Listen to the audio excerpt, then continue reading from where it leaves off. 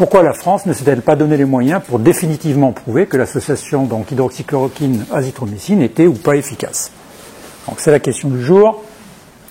Et je vais vous parler finalement de deux essais français, les deux gros essais français qui ont été faits.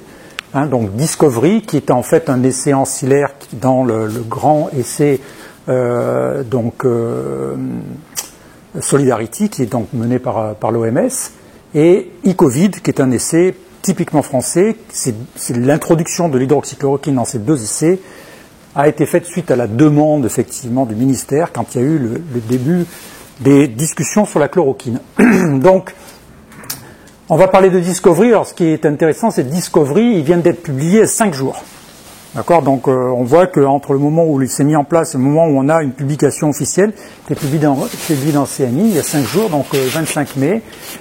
C'est un essai effectivement multicentrique, typiquement français, qui va engager effectivement 30 centres en France, et pour laquelle la conclusion de l'essai, effectivement, évaluée à jour 5, c'est la conclusion de l'essai, l'hydroxychloroquine versus son contrôle, eh bien vous voyez, n'est pas efficace. Il est quand même noté dans cet essai, c'est quand même intéressant, qu'il n'y a pas eu d'effet secondaire noté chez les gens qui ont été traités par l'hydroxychloroquine. Je rappelle que Discovery, c'est un essai, comme d'ailleurs e-Covid, qui ne teste que l'hydroxychloroquine et pas la bithérapie. C'est une question qu'on a eue depuis très longtemps, puisque nous, depuis le premier article qui a été publié par Philippe, la question, c'était pas hydroxychloroquine, c'était hydroxychloroquine plus azithromycine. Et ça a toujours été cette même question. Et en fait, les essais ont répondu à la question hydroxychloroquine sans jamais ou peu ont été faits sur l'association avec l'azithromycine. Alors dans cet essai, quand même, quand on regarde donc la publication qui vient de sortir, et j'ai regardé quand même aussi la version originale qui avait été publiée en préprint dans Medrx, j'ai eu l'agréable surprise de voir qu'il n'y avait pas de modification, ce qui n'est pas toujours le cas, mais enfin là il n'y a pas de modification, mais il y a des choses intéressantes. C'est-à-dire qu'on voit ici que donc l'évaluation des décès, on parle d'évaluation de décès dans un traitement, encore une fois, ce qui est le plus important, c'est de sauver la vie des gens.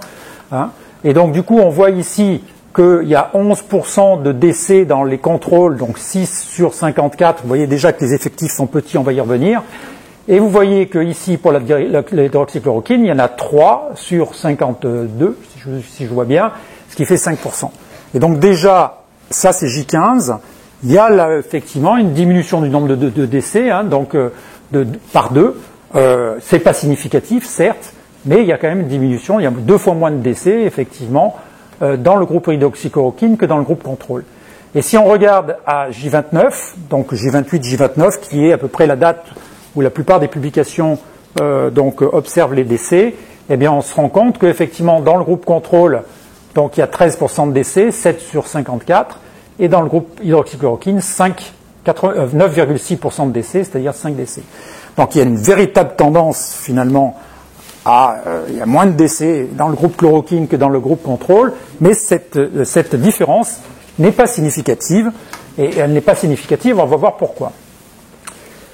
Le calcul du nombre de patients à inclure dans cette étude a été fait comme il doit se faire au début de l'étude, basé sur finalement les différences attendues entre le traitement, le bras de traitement et le bras contrôle, dont le contrôle c'est du standard of care, c'est-à-dire, comme on dit, c'est pas vraiment du placebo, c'est du standard of care. Je rappelle simplement que le standard of care, il s'est fait pour 148 patients sur 30 sites en France, c'est-à-dire en gros 5 patients par site, d'accord? Donc c'est des tout petits effectifs par site en France.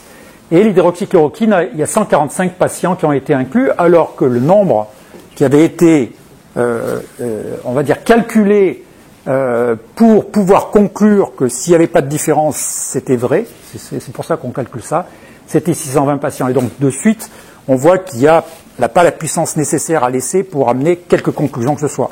Que ce soit positif, enfin que ce soit négatif, on ne peut pas conclure si c'est négatif, on peut conclure si c'est positif, mais on ne peut pas conclure si c'est négatif. Pourquoi cet essai finalement n'est pas arrivé à son terme, puisque le terme c'était 620 patients? Eh bien, il y a deux choses qui sont un petit peu en décalage. Dans l'article qui vient d'être publié, il est noté que les inclusions à l'hydroxychloroquine ont été prématurément stoppées le 17 juin, mais dans le protocole expérimental qui est effectivement sur clinical clinicaltrial.gov, on voit que ça a été arrêté le 24 mai 2020. Et 24 mai 2020, c'est 2 jours après le scandale du LancetGate. D'accord ? Donc, on va revoir que c'est probablement cette raison qui a fait, en tout cas, il a été dit qu'il ne fallait plus inclure de patients dans les essais à partir du moment où il y a eu le scandale du LancetGate. Alors, Discovery, là aussi, on parlait de cible. C'est pas tout à fait la cible quand même. Donc, vous voyez que l'âge, quand on regarde l'âge des patients, si vous voulez, l'âge moyen c'est 62 ans. L'âge moyen 62 ans, ça fait quand même un premier quartile où les gens sont finalement globalement jeunes et en pratique n'ont pas de chance de mourir. Donc du coup, il y a une proportion de gens, déjà que l'effectif est petit, dans cet effectif, il y a un certain nombre de gens pour lesquels l'issue, l'outcome qui est le décès, n'est pas du tout attendu dans les 2 groupes. De la même façon, si on regarde le temps entre le début des symptômes et la mise sous traitement, vous voyez qu'en moyenne, c'est 10 jours. On sait, et Mathieu vient de vous le montrer, qu'en fait, le traitement est efficace quand il est donné précocement. Et donc, si on donne le traitement en moyenne à peu près à 10 jours, il est certain qu'on n'est pas dans la cible, finalement, que l'on attend pour pouvoir traiter ces patients. Et donc, plutôt que de dire c'est pas efficace, peut-être qu'il serait plus judicieux de dire c'est pas efficace dans son global, mais est-ce qu'il n'y a pas une cible particulière pour laquelle c'est efficace? C'est ce que vient de vous dire Mathieu. Donc, il faut trouver la cible. Pour l'E-Covid, donc c'est un 2e essai, donc c'était un essai qui a été géré par le CHU d'Angers. Là aussi, on se retrouve en hydroxychloroquine seule, il n'y a pas d'azithromycine ajoutée.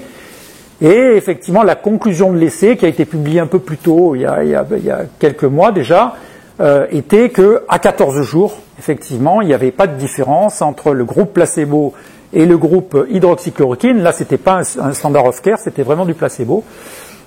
Mais vous voyez que les effectifs sont très petits, 123 en hydroxychloroquine, 123 placebo, 124 en hydroxychloroquine, et effectivement un risque relatif qui n'est pas très élevé, et donc du coup pas différent statistiquement. Alors, de la même façon, quand on va dans les détails, on regarde la table finalement de la mortalité à 28 jours, encore une fois, qui est le point le plus crucial finalement pour un médicament, et on s'aperçoit que effectivement, au jour 14, la mortalité n'est pas significative, 6 dans l'hydroxychloroquine, 6 dans le placebo, encore une fois, c'est des tout petits chiffres, d'accord ? Mais à J28, ça fait quand même la moitié, il y a la moitié plus quand même. À J28, vous avez 6 morts dans l'hydroxychloroquine, vous en avez 11 dans le placebo. Donc c'est pareil, il n'y a pas une différence significative, si ce n'est quand même que l'autre ratio c'est 0,5. Là, c'est pareil, ça évite la moitié des morts quand même. Statistiquement, c'est pas significatif, mais c'est ce qu'on appelle une vraie tendance. Et pourquoi cette tendance, elle n'a pas pu être confirmée? Simplement parce que les effectifs ne sont pas assez grands, parce que ces 2 essais donc importants en France ne se sont pas donné les moyens d'aller jusqu'au bout du nombre de patients à inclure, qui auraient pu ou pas montrer une différence, mais en tout cas, dans l'état actuel des choses, sur ces 2 essais, le manque de puissance interdit la conclusion, d'accord, de l'absence d'efficacité. D'ailleurs, ils sont quand même publiés dans des très bons journaux, même si on ne peut pas conclure à l'absence d'efficacité. Qu'est-ce qui s'est passé pour e-Covid?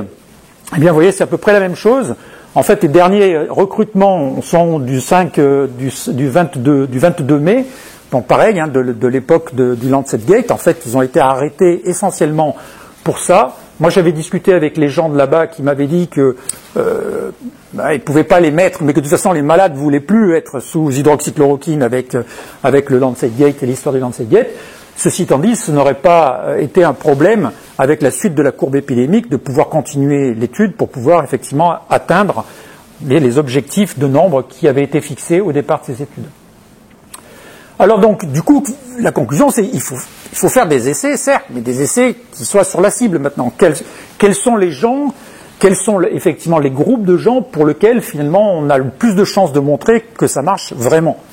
Eh bien, c'est les gens qui sont âgés, d'accord, pas trop âgés comme a dit Mathieu, mais âgés, le donner très précocement, dans les 3 jours après le début des signes cliniques, puisqu'on sait que c'est à cette période-là que ça marche. Et donc, on a commencé par faire un nouvel essai, on a désigné un nouvel essai qu'on voulait faire dans les EHPAD, puisque finalement, c'est les EHPAD la cible, finalement. D'ailleurs, on sait que tous les morts, une grande partie des morts en France, en Europe et ailleurs, c'est effectivement les EHPAD. Donc, on a fait un premier essai, qui était un essai qu'on voulait en grappe. Alors, on ne voulait pas vraiment faire de la randomisation, parce qu'on ne trouvait pas que c'était réellement éthique, encore une fois, On voulait faire un essai en grappe, donc on a commencé par faire un essai en grappe, on l'a envoyé au CPP, et le CPP nous a donné un avis défavorable. Moi, c'était mon premier avis défavorable en CPP que j'ai jamais eu de ma vie. J'avais jamais eu d'effet défavorable pour l'instant. Avis défavorable, alors je vous passe les centaines de pages qui ont été marquées. Le rationnel de l'étude est erroné, n'est pas en lien avec les données actuelles de la science, blablabla. Et puis les docteurs Philippe Gautret, docteur Mathieu Million ne semblent pas justifier d'une expérience en recherche clinique. Et le professeur Philippe Brocky ne semble pas avoir d'expérience en recherche clinique ces 10 dernières années. Bon, j'étais un peu surpris de ça, mais bon, on est un peu surpris de tout. On ne s'est pas découragé, on a modifié un petit peu le protocole, on s'est appuyé sur un peu les remarques qu'ils avaient fait quand même, on refait un protocole. Alors là, qu'on appelle ici ailleurs, c'est une espèce de protocole en groupe, en grappe, mais ici ailleurs. On renvoie ce protocole et puis, bon, on est un peu pressé et on se dit, on va essayer d'aller par la voie courte. Vous savez que pendant l'épidémie, il y avait une possibilité de faire des CPP rapides. Donc on l'envoie à ce qu'on appelle le CAPNet, donc c'est le conseil scientifique du CAPNet, qui fait un espèce de tri sur les protocoles de recherche pour savoir si c'est bien ou si c'est pas bien. Bon, nous, il nous a répondu que c'était pas prioritaire. Bon, effectivement, les essais chez les personnes âgées dans les EHPAD, c'était pas prioritaire. Alors, ils nous ont donné un tas d'arguments, hein. Donc, que l'hydroxychloroquine, effectivement, n'avait pas d'effet chez les formes modérées, d'accord, que, effectivement, il n'y avait pas d'efficacité dans les grands essais du New England Journal of Medicine, et puis qu'il y avait beaucoup d'effets indésirables, plus fréquents dans le bras hydroxychloroquine. On est un peu surpris parce qu'on vient de voir que finalement, il n'y en a pas. D'accord, et que l'azitro, etc., et que c'était associé à une surmortalité en citant la magnifique méta-analyse de M. Fiolet. D'accord. Donc du coup, on n'était pas assez prioritaire, on l'a soumis par une autre voie, donc on est repassé par un CPP, et ce deuxième CPP nous dit, alors ça c'est bien parce que c'est un CPP, normalement c'est fait pour juger l'éthique, et en pratique c'est fait pour faire de la recherche, donc normalement quand on étudie un médicament, on ne suit pas la recommandation. Là ils nous disent, recommande pas la prescription, que ni la NSM, ni l'HAS, ni le Haut Comité de Santé Publique, ni l'OMS ne recommandent la prescription du traitement proposé, etc., au regard de l'absence d'efficacité. Donc vraisemblablement, il ne faut plus faire d'études sur l'hydroxychloroquine, ça ne sert plus à rien. Et en finissant que la prescription du cocktail, ils n'ont pas mis de Raoult, parce qu'ils ne voulaient pas mettre de Raoult à côté, ça aurait fait trop. Mais voilà, donc on voit que les avis sont quand même assez tendancieux. Donc avis défavorable. Bon, enfin, c'était la première fois que j'avais un avis défavorable, pas vraiment. En pratique, quand même, on a fait quand même plusieurs essais, plusieurs CPP, ils ont tous très bien marché. Chaque fois qu'on y met le mot hydroxychloroquine dedans, c'est pas bon, c'est des avis défavorables. Bon. Voilà, enfin, toujours est-il que même si un traitement anti-infectieux est efficace in vitro, un anti-infectieux, il ne marche jamais pour tous et pour tous et tout le temps. En pratique, en bactérie, vous savez très bien que si vous mettez de la pénicilline sur quelque chose qui est résistant, ça ne marchera pas. Et puis même si c'est quelque chose qui est sensible, parfois ça ne marche pas parce que c'est trop tard, parce que etc. D'accord ? Donc l'efficacité, en fait, d'un médicament est d'autant meilleure que le médicament est donné à la bonne personne au bon moment, à la bonne dose. C'est juste de la médecine. C'est ce qu'il faut faire. Voilà.